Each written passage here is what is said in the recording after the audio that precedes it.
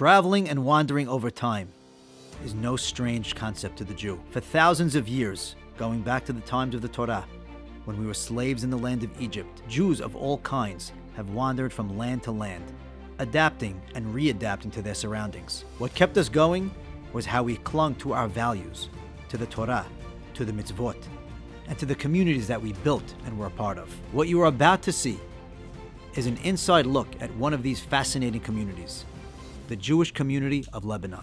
I was born in Lebanon. We were part of the Jewish community over there.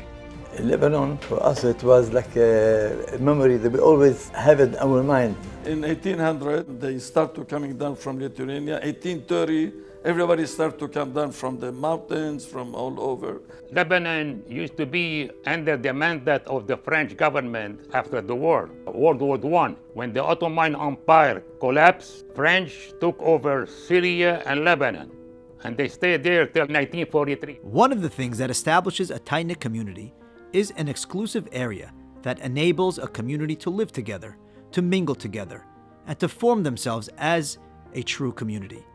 In Lebanon, this concept was no different. The main communal area was known as the Wadi neighborhood. We were concentrated in one block. It's called Wadi Abu Jamil. I was young and we were in the Wadi. The Jews all in one place.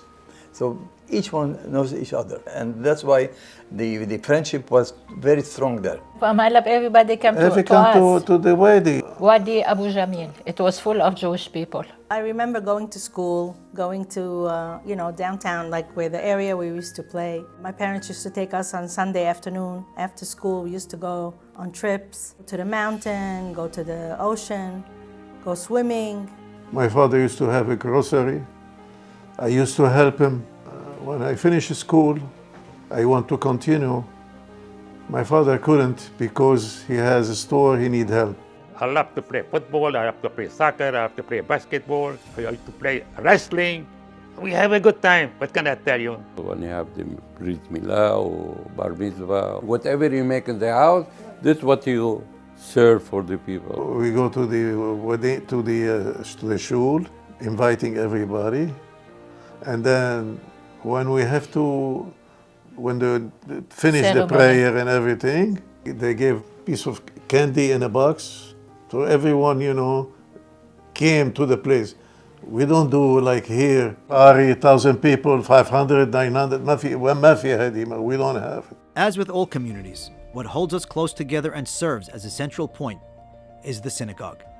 In Beirut, the central synagogue was none other than the famous Maghen Abraham Synagogue. Maghen Abraham, it was donated by an Indian. His name is Abraham Sassoon.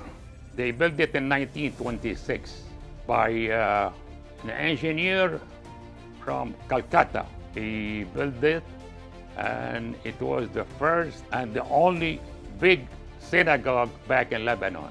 We have maybe around 6 to 7 shul in the same area, with the main one which was Maghen Abraham. And many other minyanim were in the small shul, and usually they are sponsored by some family, like the Men family, the Tune family, and the Saad family. I used to go to Maghen Abraham, which is the main one.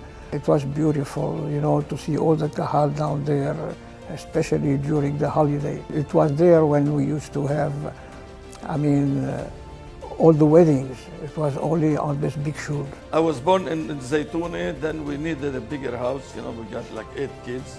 So we rented a house near the shul, Wadi Abu Jamil, by Maghen Abraham. And sometimes if I don't go to shul, I'm sick or something, you can hear them praying, from the window. Also, there was a lot of people from Aleppo. They ran away from Syria, they came. A lot of people from Damascus also. We had also some Ashkenazim people. It has been said and proven that behind every great religious community are great rabbis and leaders that educate us, inspire us, and motivate us to serve Hashem in the best possible way. In Lebanon, this was no different, as the community was fortunate to have exceptional rabbinic leadership. My father was born in Aleppo. He grew up as a yatom, basically. He lost his father at a young age. So when my father got there, the community in Lebanon they're very nice people. They're very Misoratim-like. Started teaching classes in the afternoon, after school, and Shabbatot. Isaac Shalom, Alav Shalom. Started exchanging letters with him. They built Osarat Torah, a small Talmud Torah in Beirut, which was a little more Haredi than the rest of the schools. Rabbi Atir, he is teacher also in the school. He don't give him money, that's what I mean, it's peanut. Even though he was, halachically very strict, and they realized he's stricter on himself than others, little by little he earned their respect, and the relationship became like brotherly, fatherly, whatever you want to call it.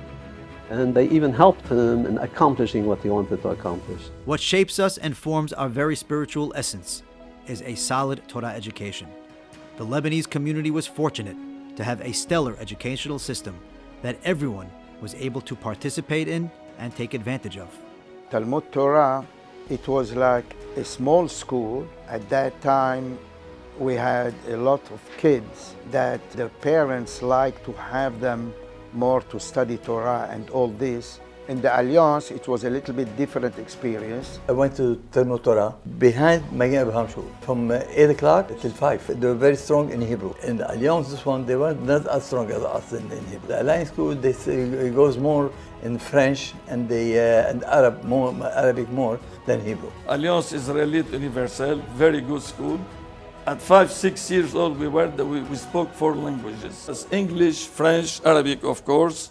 All throughout Jewish history, our people were constantly forced to evolve and change with the times due to different political climates and current events in their country. In Beirut, this was no different, as in 1967, after the famous Six-Day War, the community was forced to suffer the consequences and eventually pick up and leave.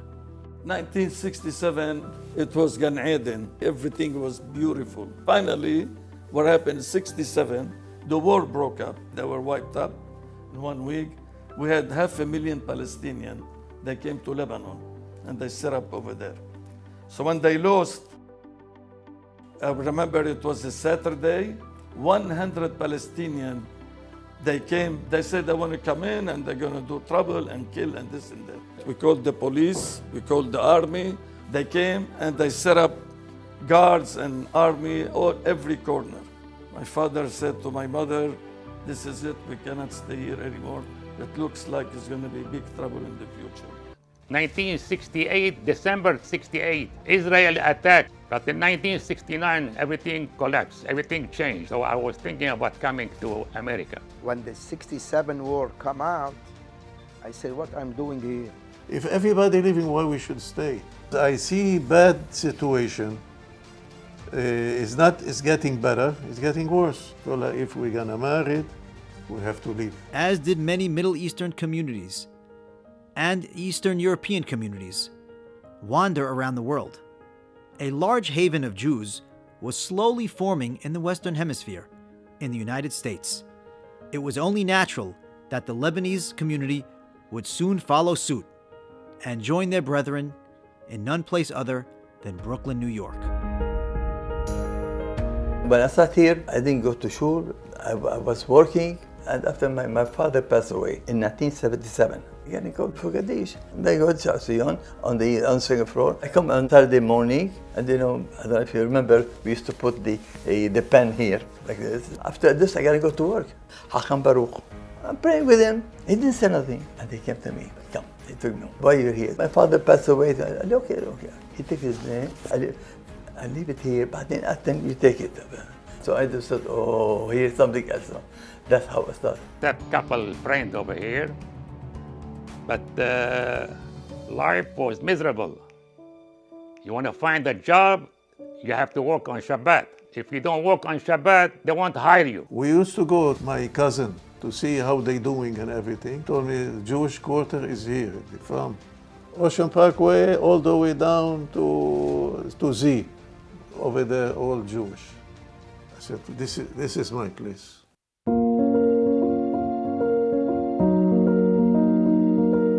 Lebanese community started growing. we start praying in the basement of Ahiezer during the high holiday. So I was like the in-between marketing between both of them. After this, I was the vice president in Ahiezer also. I joined the Kehillah in 1988. One thing we should give credit to, that is Dr. Maghen. I think you should give him a lot of credit because he was president for a very long time. And thank God we have a good leader at that time. He was really a very good leader. As a matter of fact, he was vice president of Ahiezer.